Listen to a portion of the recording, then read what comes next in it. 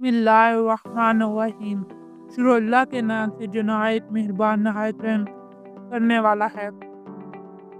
मेरे मोहतरम भाइयों और बहनों, आज हम एक ऐसी सूरत के बारे में बात करेंगे जो हमारी नमाज़ों की बुनियाद है, हमारी रूह की आगाज़ है और अल्लाह के साथ ताल्लुक़ को मजबूत करने का ज़रिया है। जी हाँ, मैं बात कर रही हूँ सूरत फातिहा की। ये वो सूरत है जिसे हम रोज़ाना अपनी हर नमाज में कम से कम 70 मरतबा दोहराते हैं। लेकिन सवाल ये है कि हमने कभी इसके लफ्ज़ पर गौर किया है?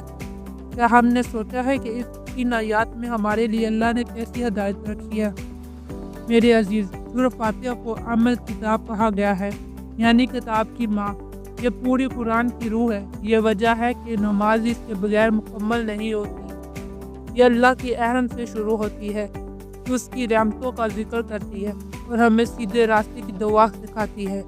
आइए इसके लफ्ज़ों को समझने की कोशिश करें ताकि ये सिर्फ ज़ुबान पर ना रहे बल्कि हमारे दिल में उतर जाए। ज़रा गौर कीजिए।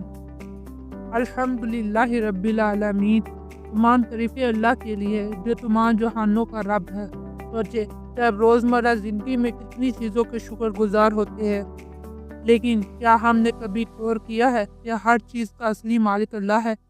जब हम ये कहते हैं तो हमें याद आता है कि हम अपने रब का शुक्रगुजार होना चाहिए, क्योंकि वही हमारी ज़िंदगी का हकीकी सहारा है। अर्रहमानुर्रहीम, ये लफ्ज़ अल्लाह की मोहब्बत और रहम को बयान करता है, और ना सिर्फ रहम करने वाला है बल्कि बार बार रहम करने वाला है।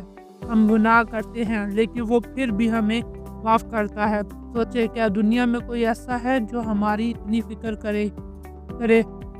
मालिक यौमिद्दीन, ये आयत हमें याद दिलाती है कि एक दिन आएगा जब हम सब अल्लाह के सामने खड़े होंगे। उस दिन ना हमारे अमाल काम आएंगे, न हमारी ताकत, बल्कि हमारे अमाल। क्या हम इस दिन के लिए तैयार हैं? इय्याका नअबुदु व इय्याका नस्तईन, ये सबसे अहम जुमला है कि अल्लाह हम सिर्फ तेरी इबादत करते हैं और सिर्फ तुझसे ही मदद मांगते हैं। यह हमारा वादा है, हमारे अहद है कि हम किसी और के सामने नहीं झुकते। लेकिन क्या हम वाकई इस पर अमल करते हैं? इहदिना सिरातल मुस्तकीम, ये दुआ है कि रास्ते पर चलने की, वो रास्ता जो हमें अल्लाह के करीब ले जाता है और हमें दुनिया और आखिरत में कामयाबी देता है।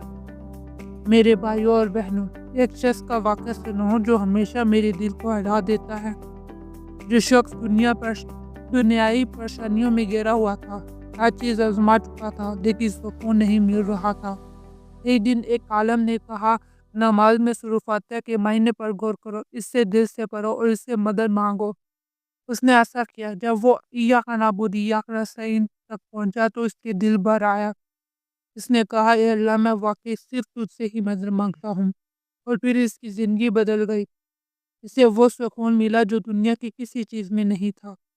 मेरे अजीज़ों, सूरत फातिहा सिर्फ एक सूरत नहीं बल्कि एक दुआ है, एक रहनुमाई और एक अल्लाह के साथ ताल्लुक़ का ज़रिया है। ये हमें याद दिलाती है कि हमारी हर कामयाबी का दर अल्लाह पर है और हर मुश्किल का हल इसी के पास है।